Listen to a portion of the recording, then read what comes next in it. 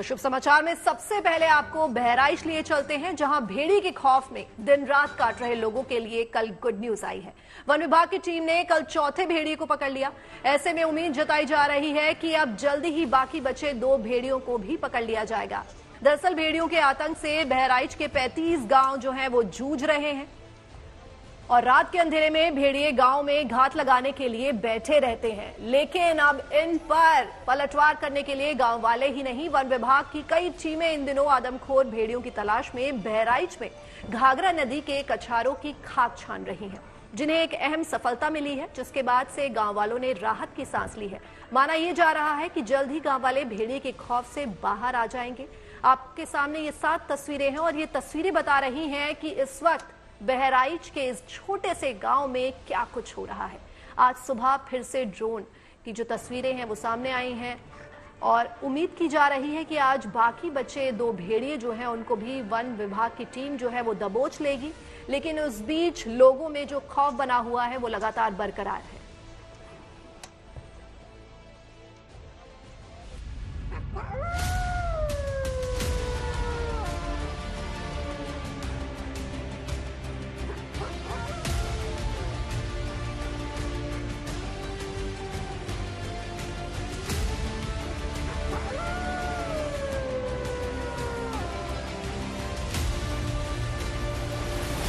पिंजरे में कैद ये कोई आम भेड़िया नहीं है,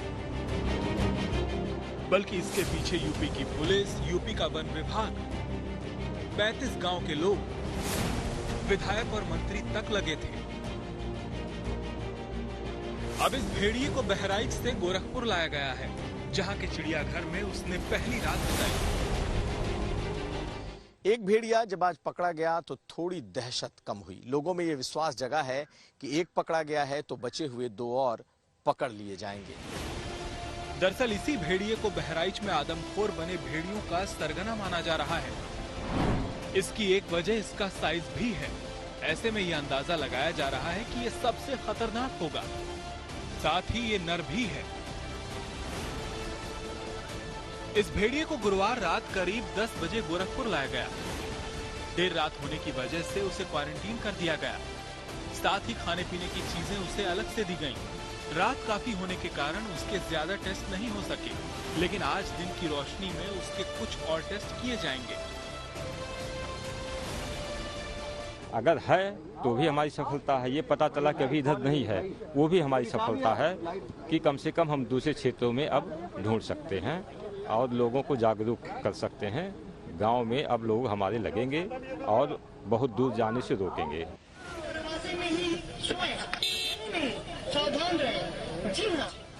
यहाँ करीब 1.5 महीने से ऐसा खौफ बना हुआ है। आशंका है कि अलग अलग समय पर 6 भेड़ियों के झुंड ने बच्चों और बड़ों पर हमले किए, जिसमें से 4 भेड़िए अब तक पकड़े जा चुके हैं। इनमें से 2 भेड़ियों को लखनऊ के चिड़ियाघर में भेजा गया है, जबकि एक भेड़िए की मौत हो चुकी है। जी, गांव में ही है, आसपास में है। एक पकड़ा भी गया है, आज भी पकड़ा गया है। अभी शायद 2-3 बच भी गए हैं, उनको प्रयास है कि पकड़ लिया जाएगा। तो गन्ने खेत के खेतों में जी, गन्ने, पूरा गन्ने का ही क्षेत्र है हमारा, जिसमें गन्ने में ही वो रहते हैं। इस चौथे भेड़िए को पकड़ने के बाद यहाँ के 35 गांवों में अब मिशन 2 चलाया जा रहा है, यानी बाकी 2 भेड़ियों की तलाशी का अभियान तेज है। लिहाजा बीती रात भी लोग फिर अंधेरे में खुले आसमान के नीचे जुटे और जागते रहो की आवाजें लगाते हुए अलग अलग इलाकों से गुजरे, ताकि भेड़िए गांवों में न आए।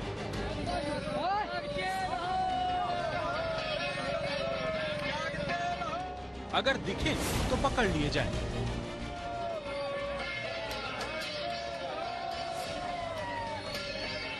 ऐसे करते रहेंगे। खेतों में, गन्ने में, रोड पे ऐसे रात में निकलते हैं, टार्च भाला 10-5 लोग इकट्ठे होकर निकलते हैं, फिर टहलते हैं गांव में। अकेले नहीं कोई निकल? नहीं, अकेले नहीं निकल रहे हैं। भेड़िया का आतंक है, कौन अकेले निकले? फिर 10-5 लोग साथ में निकलते हैं।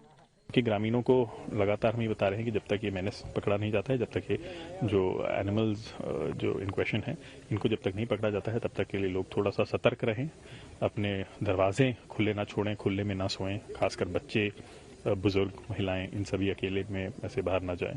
थोड़ा हल्ला वगैरह वहाँ पे वैसे भी हर गांव में सेंसिटिव गांवों की लिस्ट भी है, वो सर्कुलेट की जा रही है। उस पर लगातार लोग भी लगे हुए हैं, प्रशासन के, पुलिस के, और सारे वहाँ पे जागरूक कर रहे लोग। इस बीच राज्य सरकार का पूरा अमला अभी भी बहराइच में डटा हुआ है।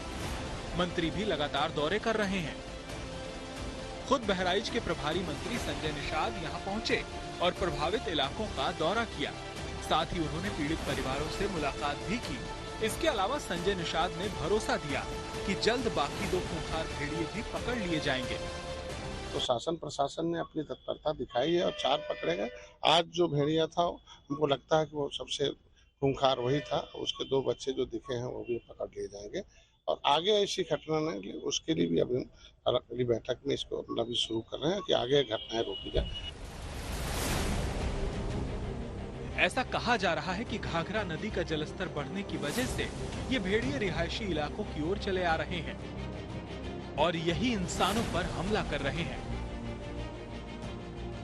बहराइच का ये हरबख्शपुरवा गांव का इलाका है और ये कछार है घाघरा नदी का, और इस घाघरा के कछार के आसपास कहा जाता है कि यहीं पर भेड़ियों का डेरा रहता है और इनके मांद होते हैं। यहाँ पर बारिश के मौसम में जब पानी भरा है तो ये भेड़िए बड़ी तादाद में बाहर निकले हैं और पिछले कुछ महीनों से ये आदमखोर हो गए हैं। मेरे पीछे का जो इलाका है, जो वन विभाग की टीम है वो लगातार वहां सर्वेलांस कर रही है। उसी तरफ ड्रोन भी लगाया गया है और बाकायदा उन्हें ढूंढा जा रहा है। जाहिर है बहराइच में लोगों के लिए रात गुजारना आसान नहीं है, लेकिन जिस तरह से शासन और प्रशासन के स्तर से कोशिशें हो रही हैं, उम्मीद की जानी चाहिए कि बाकी 2 भेड़िए भी जल्द पिंजरे के अंदर होंगे और लोग राहत की सांस ले सकेंगे। बहराइच से कुमार अभिषेक, दिल्ली से नीतू झा और गोरखपुर से रवि गुप्ता के साथ bureau report, good news today. Bahraich के बाद अब बात बाढ़ में फंसी जिंदगियों की करते हैं।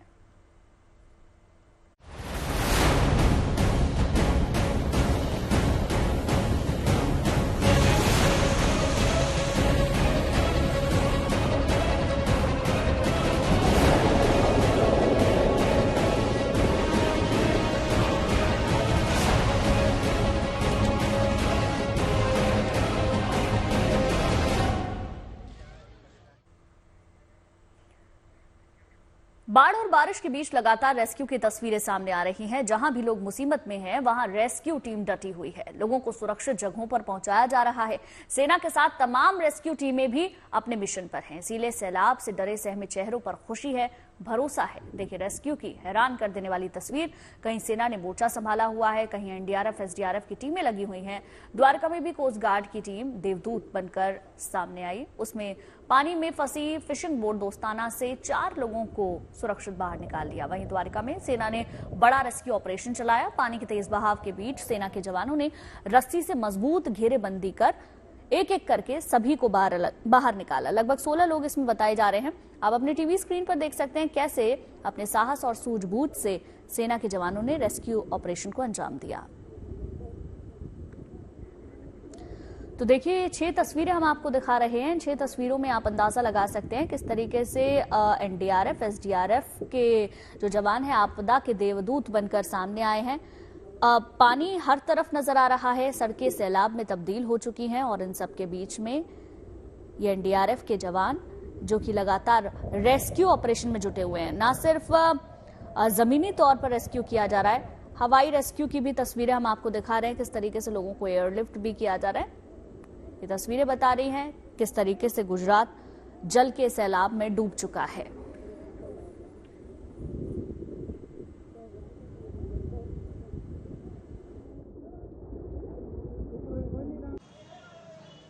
वडोदरा में रेलवे कॉलोनी में 12 फीट तक पानी भरा हुआ है। लोग मकानों में कैद होकर रह गए हैं। ऐसे में सेना के जवान नाव के जरिए लोगों की मदद के लिए वहां पहुंच रहे हैं। नाव से लोगों को बाहर निकाला जा रहा है, जबकि उन्हें पीने का पानी और खाने के पैकेट भी दिए जा रहे हैं।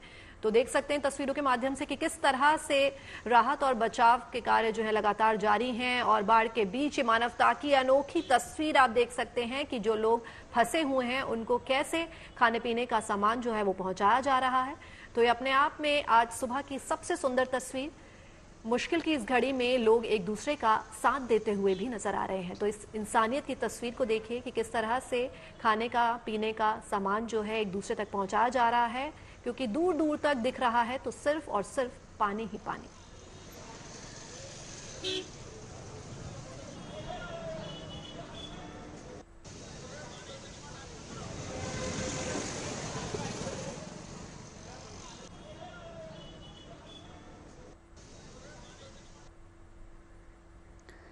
देखिए, आप इन तस्वीरों में देख सकते हैं किस तरीके से सेना के जो जवान हैं लगातार लोगों को राहत पहुंचाने की कोशिश कर रहे हैं। फंसे हुए लोग अपने फ्लैट की बालकनी से रस्सियों से पॉलिथीन लटकाकर खड़े हो गए हैं। जवानों ने रस्सियों से लटकी पॉलिथीन में पानी की बोतल और दूसरी जरूरी चीजें भी भरी, फिर ऊपर बालकनी में खड़े लोगों ने इन्हें खींच लिया। कुछ इस तरह से भी राहत बचाव का जो अभियान है वो जारी है। तो देखिए, तस्वीरें हैरान कर देने वाली हैं। और आप सोचिए, जो लोग ऊपर हैं, ऊपरी माले पर रहते हैं, ऊपरी मंजिल पर रहते हैं, उनके लिए कितनी मुश्किलें खड़ी हो गई हैं। खाने पीने तक की जो चीजें हैं वो इस तरीके से दी जा रही हैं। लगातार 15 टीमें एनडीआरएफ की जुटी हुई हैं जो इस रेस्क्यू ऑपरेशन को अंजाम दे रही हैं। लोगों तक खाने पीने की सामग्री, पानी और इस तरीके की चीजें मुहैया कराई जा रही हैं। देखिए, आखिर कैसे इन मुश्किल घड़ी में सेना के जवान देवदूत बनकर मदद पहुंचा रहे हैं, देखिए हमारे संवाददाता अतुल तिवारी की एक खास रिपोर्ट।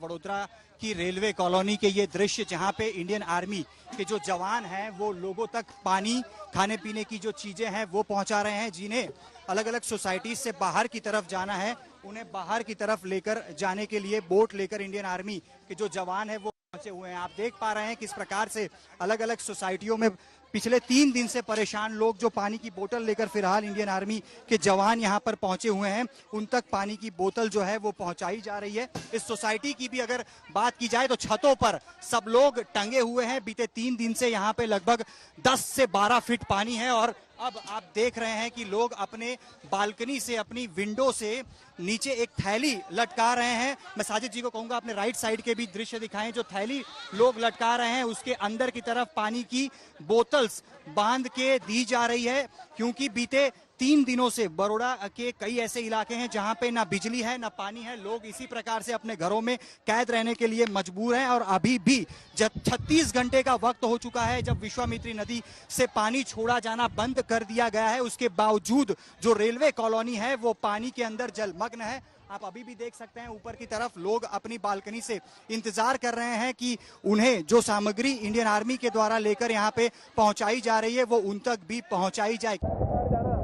और गुजरात के द्वारका से ये तस्वीरें आप देख सकते हैं किस तरह से बाढ़ और बारिश से यहाँ हाल बेहाल है। यहाँ के रावल इलाके में सेना ने बड़ा रेस्क्यू ऑपरेशन चलाया।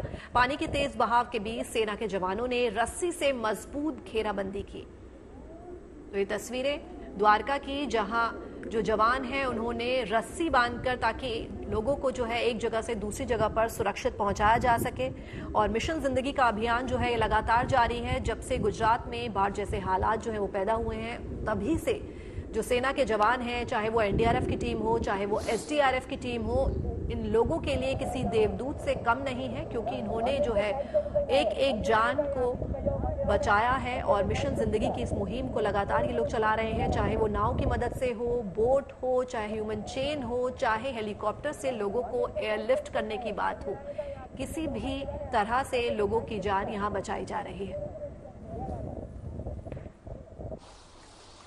देखिए, वडोदरा में भीषण बाढ़ के बीच भारतीय सेना ने एक बार फिर अपने काम से सभी का दिल जीत लिया। सेना के जवानों ने दमे से पीड़ित बुजुर्ग उषा को 24 घंटे बाद न सिर्फ रेस्क्यू कर लिया बल्कि उन्हें मेडिकल हेल्प मुहैया भी कराई, नई जिंदगी दी। सेना के जवान ने 87 साल की उषा को बचाने के लिए करीब 1.5 किलोमीटर तक स्ट्रेचर पर वो लेकर आगे बढ़े।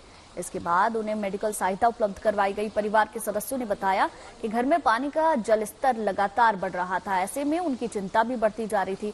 आखिर में सेना के जवानों ने जब मोर्चा संभाला तब बुजुर्ग मां को सुरक्षित बचा लिया गया। और ये उसी दौरान की तस्वीरें आप देख रहे हैं।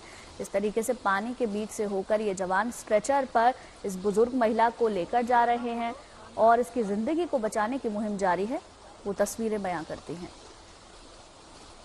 एक्चुअली हमने अभी आज फ़ोन किया था तो आर्मी के चीफ यहाँ पे आए हैं और मेरी मदर का नाम है उषा बेन। उनको रेस्क्यू किया क्योंकि उनको सांस लेने में बहुत ज़्यादा ही प्रॉब्लम हो रहा था। तो इन्होंने रेस्क्यू करके एम्बुलेंस बुला के उन्होंने जो भी सेवा की उसके लिए बहुत बहुत धन्यवाद। जय हिंद, जय भारत। गुजरात के राजकोट से तस्वीरें जहां एक गाड़ी सैलाब में डूब गई। गाड़ी में फंसा शख्स खिड़की के जरिए बाहर निकला और छत पर बैठ गया। जैसे वो छलांग लगाता है वैसे ही रेस्क्यू टीम उसे बचा लेती है। कार के अंदर फंसे सभी लोगों को सही सलामत बाहर निकाल लिया गया है।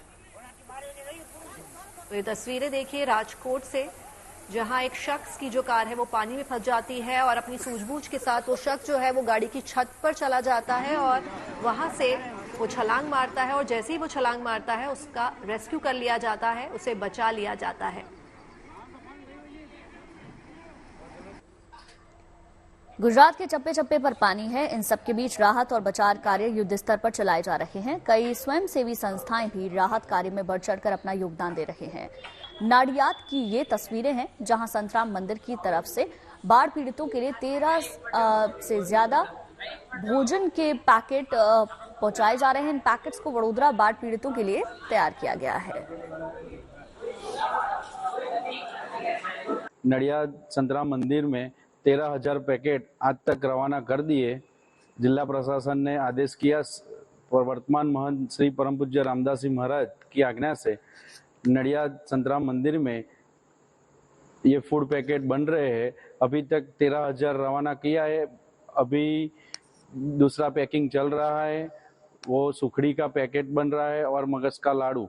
ये सब जिला प्रशासन वहीवटी तंत्र खेड़ा जिला का दे रहे हैं। बाद में वो लोग असरग्रस्त एरिया में ये सुपुर्द करेंगे। गुजरात के भुज इलाके में भी बाढ़ बारिश का खासा असर देखने को मिल रहा है। यहाँ लगातार बारिश से लोगों की मुश्किलें जो हैं वो दिन पर दिन बढ़ती जा रही हैं। घरों में पानी घुस रहा है, कारें पानी में डूब गई हैं। इन सबके बीच लगातार राहत और बचाव कार्य को अंजाम दिया जा रहा है। प्रशासन मुस्तैदी से मोर्चा जो है वो संभाले हुआ है, डटा हुआ है। एनडीआरएफ और एसडीआरएफ टीम के साथ मिलकर लगातार राहत कार्यों को बखूबी अंजाम दिया जा रहा है। तस्वीरें गुजरात के भुज से आप देख सकते हैं किस तरह से जो पुलिस की गाड़ियां हैं वो भी जायजा लेने के लिए पहुंच रही हैं कि कहां कहां कितना पानी भरा हुआ है। एनडीआरएफ और 2 और आर्मी की टीम रात को हमने मंगवाई है। कल सुबह से वो भी अपना काम में लग जाएगी।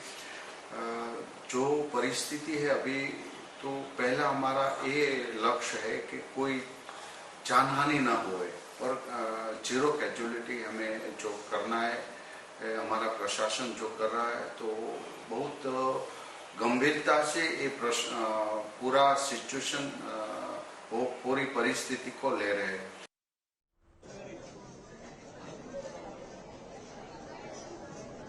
तो गुजरात में बाढ़ बारिश के बीच राहत और बचाव कार्य जारी है। मुख्यमंत्री भूपेंद्र पटेल ने वडोदरा में बाढ़ प्रभावित लोगों से मुलाकात की और राहत कार्यों का जायजा लिया। इस दौरान मुख्यमंत्री भूपेंद्र पटेल ने अधिकारियों के साथ एक बैठक की। जरूरी सेवाओं में कोई भी कमी नहीं हो, इसके लिए खुद मुख्यमंत्री ने निर्देश दिए।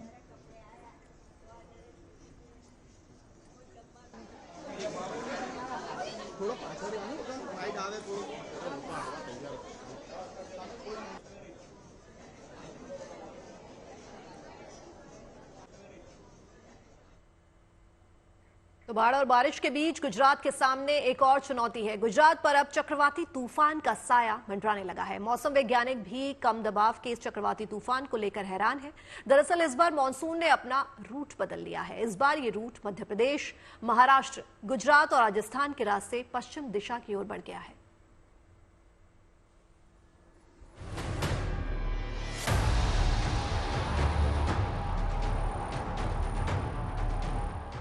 मूसलाधार आफत, सैलाब ही सैलाब। बाढ़ बारिश से बढ़ी परेशानी। अब खतरा साइक्लोन का। सतर्क रहें, सावधान रहें। गुजरात के चप्पे चप्पे पर पानी है। सैलाब में सब कुछ डूबा है। आसमान से आफत बरस रही है। बारिश थमने का नाम नहीं ले रही।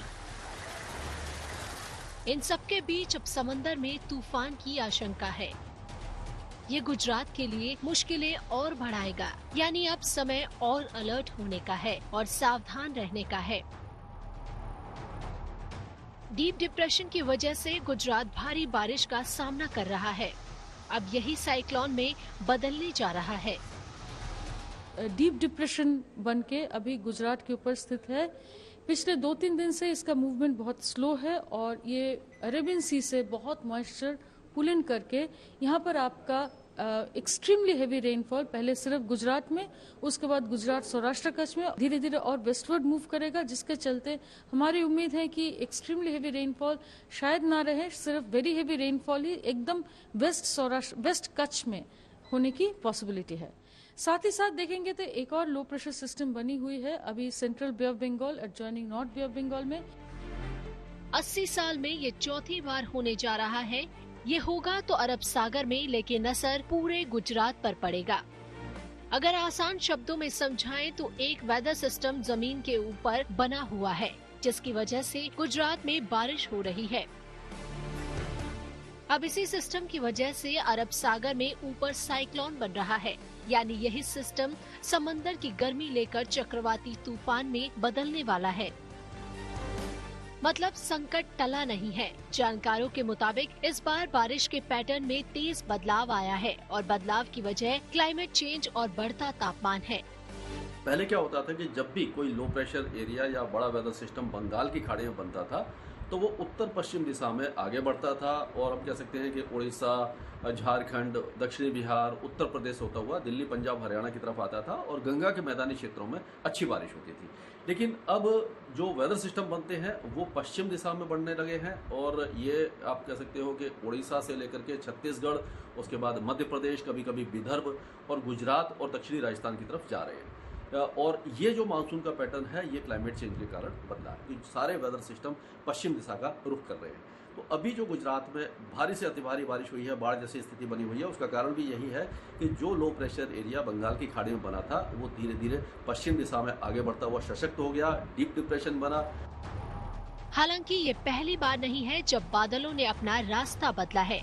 जानकारों के मुताबिक मॉनसून पिछले 4-5 साल से पश्चिमी रूट पर जाने की कोशिश कर रहा है।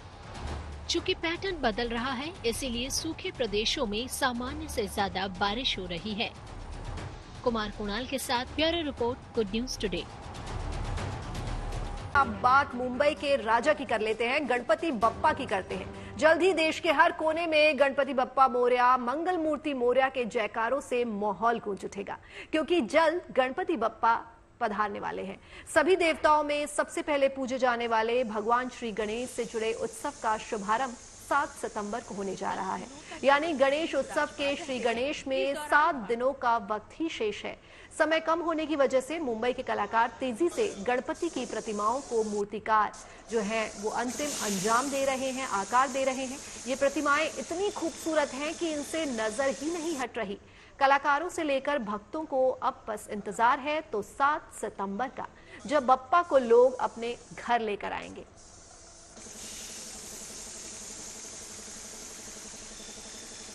जाने वाले भक्त अभी हम लोग तो पिछले 2-2.5 महीने से तैयारी चालू किया है। यहाँ पे आप देखोगे तो नहीं बोलोगे तो 250-300 मूर्ति हमारे पास है जो ऑलरेडी बिक चुकी है। और जो प्रोडक्शन के लिए स्टार्ट करते हैं, जो मूर्ति बनाने के लिए, हमारा स्पेशलिस्ट है लालबाग का राजा। ये जो आप देख रहे हैं ना पीछे मेरे, लालबाग का राजा हमारा स्पेशलिस्ट है। उसके लिए हम लोग तैयारी करते, दिवाली जाने के बाद हम लोग बनाने के लिए स्टार्ट करते हैं। वो एक मूर्ति के लिए नहीं बोलेगा तो भी 7 to 8 days प्रॉपर देंगे तो बहुत सारी डिमांड होती है। कोई बोलेगा गणपति मुझे शंकर पार्वती के साथ चाहिए, कोई बोलेगा मुझे मोबाइल फोन लेके हुए चाहिए। बहुत सारी कस्टमर की वैसे डिमांड होती है। अभी हम लोग नहीं बोलेंगे तो 7-8 जन यहाँ पे काम करते हैं, हमारा स्टाफ पूरा। अभी लोगों को मूर्ति आकर्षित करती है पेंटिंग की वजह से, तो पेंटिंग मूर्ति का खास, मूर्ति में रंग भर देते हैं।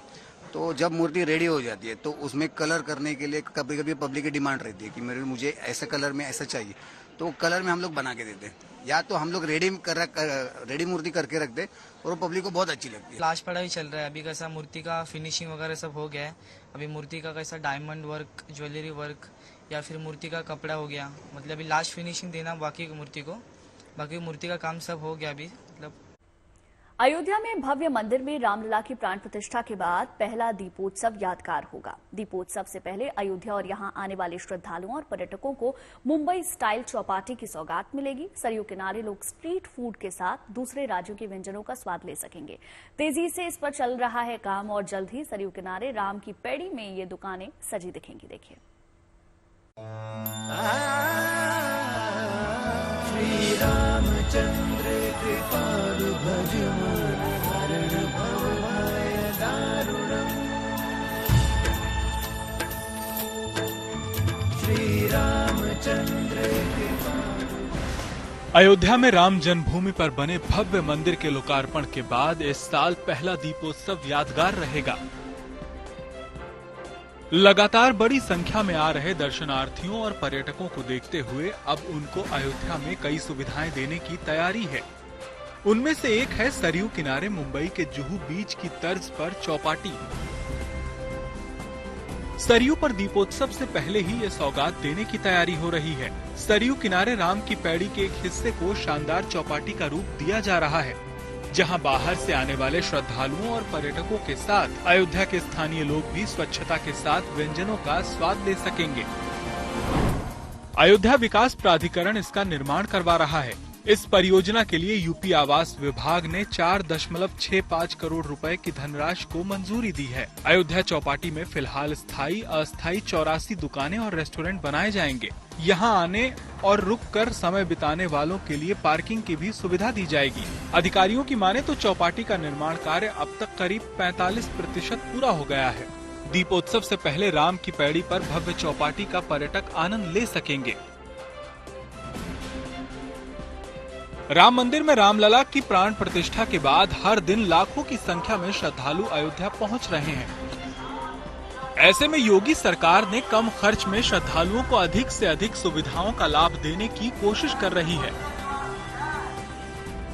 सरयू किनारे लोग रुककर वहां आरती देख सकें और सरयू पर बोटिंग का आनंद ले सकें, इसलिए चौपाटी में खाने पीने की सुविधा भी देने की तैयारी है। इससे मंदिर दर्शन के बाद भी लोग अयोध्या में ठहर सकेंगे। इन दुकानों पर अयोध्या और आसपास के क्षेत्र के खास स्वाद के साथ स्ट्रीट फूड्स के स्टॉल्स भी होंगे, साथ ही दूसरे प्रदेशों के व्यंजन भी होंगे। चौपाटी की सजावट और वहां स्वच्छता के पहलुओं का भी खास ख्याल रखा जाएगा। इससे स्थानीय लोगों को रोजगार भी मिलेगा। राम की पैड़ी पर कुछ ऐसी जगह भी होंगी जहां सिर्फ चबूतरे बनाए जाएंगे, ताकि लोग यहां बैठकर कुछ वक्त सरयू तट पर बिता सकें। वहीं चूंकि इस बार दीपोत्सव यादगार बनाया जाएगा, इसलिए इस बार दीपोत्सव पर 25 लाख दिए जलाने का लक्ष्य रखा गया है। Shilpi Sen, Ayodhya, good news today. तो यूपी के नोएडा इंटरनेशनल एयरपोर्ट के पहले फेज का काम 2024 के दिसंबर महीने तक पूरा होने की उम्मीद है। यहां 3.9 किलोमीटर का रनवे बनकर तैयार हो चुका है। एयरपोर्ट की टर्मिनल बिल्डिंग का ढांचा भी खड़ा कर दिया गया है। इसमें 10 गेट बनाए जा रहे हैं और एटीसी टावर भी लगभग बनकर तैयार है। नोएडा इंटरनेशनल एयरपोर्ट के सीईओ की माने तो अप्रैल 2025 के अंत तक इस एयरपोर्ट से कमर्शियल फ्लाइट्स का संचालन शुरू हो जाएगा। जीएनटी ने इसका निर्माणाधीन जो है वो लिया, इस एयरपोर्ट के रनवे का जायजा भी लिया। देखिए रिपोर्ट।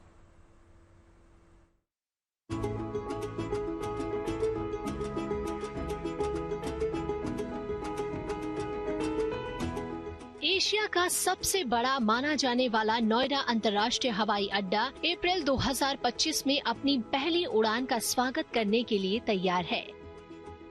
पीएम मोदी का ड्रीम प्रोजेक्ट और सीएम योगी आदित्यनाथ का महत्वाकांक्षी सपना है Noida international airport. Noida international airport, जिसे जेवर एयरपोर्ट के नाम से भी जाना जाता है, वो तेजी से आकार ले रहा है और इसका एक रनवे पहले ही बनकर तैयार होने वाला है। इस एयरपोर्ट में 6 रनवे होंगे। एक रनवे बनकर लगभग तैयार हो गया है। ये वो रनवे है जहां से सपनों की उड़ान भरी जाएगी। ये रनवे लगभग बनकर तैयार हो गया है। 80% काम इस रनवे का पूरा हो चुका है। और आपको बता दें कि नोएडा इंटरनेशनल एयरपोर्ट में इस तरह के 6 रनवे होंगे। दिल्ली एयरपोर्ट पर अभी 3 रनवे हैं, लेकिन यहाँ पर 6 रनवे तैयार किए जाएंगे और यही एक वजह है कि ये एशिया का सबसे बड़ा एयरपोर्ट बनकर उभरने वाला है। ये रनवे 3.9 किलोमीटर लंबा और 60 मीटर चौड़ा है। इस रनवे पर अभी लाइनिंग का काम बाकी है, जिसके लिए मार्किंग की जा रही है। अगले 2 महीने में लाइट का काम भी पूरा कर लिया जाएगा। दावा किया जा रहा है कि रनवे को इस तरह तैयार किया जा रहा है कि बारिश में रनवे पर पानी नहीं भरेगा। Drainage is all well designed. Catchment is well taken care. So we don't see any such issues. Rest is climatic conditions. If heavy climatic conditions come, that we can't predict it today, but the design is such that we should be able to withstand. इस airport के terminal का structure भी बनकर तैयार हो गया है और ATC टावर का काम लगभग पूरा हो चुका है। रनवे खत्म हो गया है। ये प्रोजेक्ट पूरा 2 पार्ट में होता है। एक एयर साइड होता है, एक लैंड साइड होता है और डिफरेंट बिल्डिंग्स होती हैं। सो एयर साइड हमारा runway almost pavement is over, but lighting and everything is going on, which I already explain that. ये एप्रन है, यहाँ पर ये 1,50,000 स्क्वायर मीटर है। इसमें से 90,000 is already done. If you can see this is done. फिर इसमें AGL आएगा। साइड बाय साइड हमारा टर्मिनल चल रहा है। टर्मिनल एक तरफ बिल्डिंग रेडी हो रही है और अंदर ही फिनिशेस का काम भी शुरू हो गया। इस एयरपोर्ट का टर्मिनल ही उसकी पहली झलक होगा, जो यहाँ पहुँचने वाले यात्रियों को अलग एहसास कराएगा। ये शायद देश का पहला ऐसा एयरपोर्ट होगा जहाँ नई टेक्नोलॉजी के साथ यूपी की सांस्कृतिक झलक भी दिखाई देगी। टर्मिनल के एंट्री पॉइंट को बनारस के घाट के आधार पर तैयार किया जा रहा है। टर्मिनल का स्ट्रक्चर बनकर तैयार है। टर्मिनल में 10 गेट होंगे। एप्रन एरिया जहां से यात्री अपनी फ्लाइट पर बोर्ड करेंगे, वो तैयार हो गया है। कुछ बोर्डिंग ब्रिज भी मंगवा लिए गए हैं। ATC टावर भी बनकर तैयार हो गया है। सितंबर में कॉलिब्रेशन फ्लाइट उड़ेंगी और दिसंबर में वैलिडेशन फ्लाइट उड़ेंगी। ये दोनों फ्लाइट्स बेसिकली टेस्टिंग के लिए होती हैं, जो ये चेक करती हैं कि सभी तरह के मानक पूरे हो रहे हैं या नहीं। दिल्ली एयरपोर्ट पास होने की वजह से इन दोनों एयरपोर्ट के रूट पर भी विशेष ध्यान दिया गया है, ताकि दोनों एयरपोर्ट की फ्लाइट्स के रूट एक्सक्लूसिव रहे। एशिया का सबसे बड़ा एयरपोर्ट, दुनिया का चौथा सबसे बड़ा एयरपोर्ट होगा। दिल्ली NCR का दूसरा एयरपोर्ट है। देश का पहला ऐसा एयरपोर्ट जो मल्टी कार्गो की तरह बनाया गया है। भारत का पहला नेट जीरो एनिमेशन वाला एयरपोर्ट होगा। चेवर एयरपोर्ट पर 6 रनवे होंगे। इस हवाई अड्डे पर एक साथ 178 विमान पार्क करने की क्षमता है।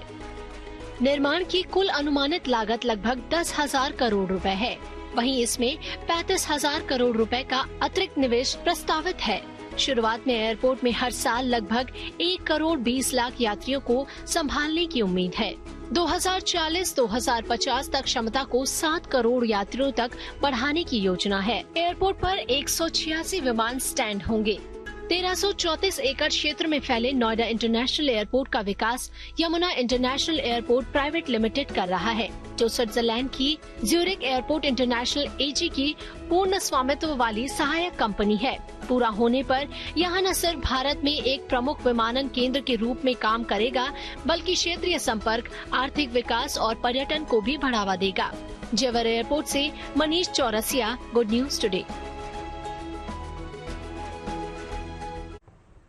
तो देश में एक बार फिर से रफ्तार का रोमांच शुरू होने जा रहा है। दरअसल शनिवार से चेन्नई में इंडियन रेसिंग फेस्टिवल की शुरुआत होगी। इसमें night formula 4 street car race भी शामिल है। ये भारत की पहली ऐसी कार रेस है जहां रात में रफ्तार का रोमांच दिखाई देगा।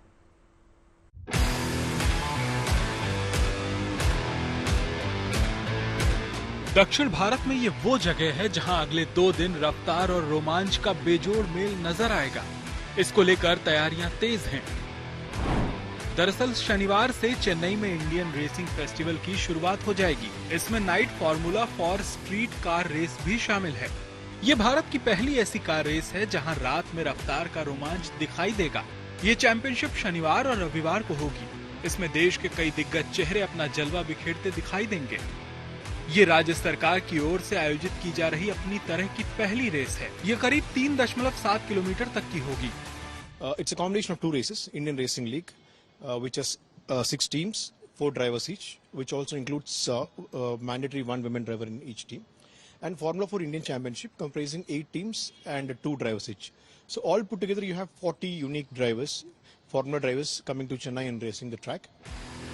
वैसे हाल में इन चैंपियनशिप का मामला अदालत की चौखट तक भी पहुंचा था, लेकिन मद्रास हाईकोर्ट ने night formula four street car race पर रोक लगाने से इनकार कर दिया। इससे पहले एक अर्जी दाखिल कर इस कार रेसिंग का विरोध किया गया था। याचिकाकर्ता ने दलील दी थी कि इस रेस से जनता प्रभावित होगी, क्योंकि ये स्ट्रीट सर्किट फॉर्मेट में आयोजित की जाएगी, जिसके लिए कई सड़कों को बंद करना पड़ेगा। साथ ही जिस ट्रैक पर गाड़ियां दौड़ेंगी उसका निरीक्षण भी अंतर्राष्ट्रीय संस्था FIA की ओर से होना जरूरी है। फिर इस याचिका पर अदालत ने सरकार और पुलिस से जवाब मांगा था, साथ ही जरूरी दस्तावेज दिखाने को कहा था। लिहाजा तमिलनाडु सरकार की ओर से FIA यानी फेडरेशन इंटरनेशनल DL ऑटोमोबाइल के सर्टिफिकेट दिखाए गए। ऐसे में अदालत ने अपनी ओर से इस चैंपियनशिप को हरी झंडी दिखा दी। The track that has been chosen after a careful inspection. It has been sent to FIA headquarters. They have seen the alignments. After the go-ahead, we have gone ahead. जाहिर है अब इंतजार नाइट कार रेसिंग का है। जब यहाँ के track पर रफ्तार भरी जाएगी तो देखने वालों की सांसें भी थमती दिखेंगी। तो तैयार हो जाइए कार रेसिंग के रोमांच का लुत्फ उठाने के लिए। चेन्नई से Shilpa Nair, good news today.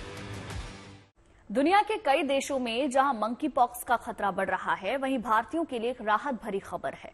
दरअसल दावा है कि देश में मंकी पॉक्स की RT-PCR किट तैयार कर ली गई है। ये पूरी तरह से स्वदेशी है। देखिए खास report.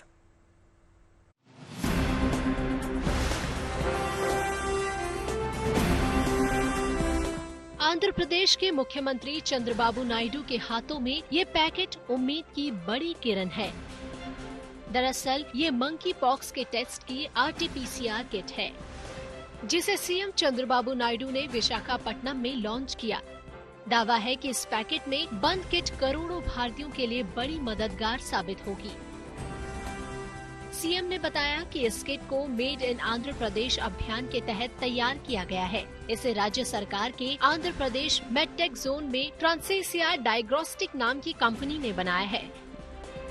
It helps in diagnosis of the patients. We have successfully completed this project within a very short span of time. दावा है कि ये किट वैसे ही काम करेगी जैसे कोरोना संकट के दौरान RT-PCR टेस्ट होते थे। यानी क्या आप इस वायरल की चपेट में हैं? इस सवाल का जवाब ये किट देगी। इससे मंकी पॉक्स के मामले तेजी से डिटेक्ट करने में आसानी मिलेगी। It will take only one day. It's a one-day affair only, but you can get it tested and you can readiness. It can be prepared very easily within half an hour. I think the test can be done. विश्व स्वास्थ्य संगठन ने monkey pox को लेकर health emergency घोषित की है।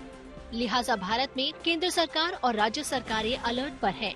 इन सब के बीच अगर ऐसी कोई स्वदेशी टेस्ट किट या कोई वैक्सीन तैयार होती है तो ये वाकई देशवासियों के लिए एक बड़ी अच्छी खबर है। विशाखापट्टनम से Apoorva Jayachandran, good news today. शुभ समाचार में आज के लिए बस इतना ही, लेकिन आप अपना बहुत बहुत ख्याल रखिएगा। फिर होगी आपसे मुलाकात अच्छी खबरों के साथ, लेकिन बने रहिए गुड न्यूज टुडे के साथ।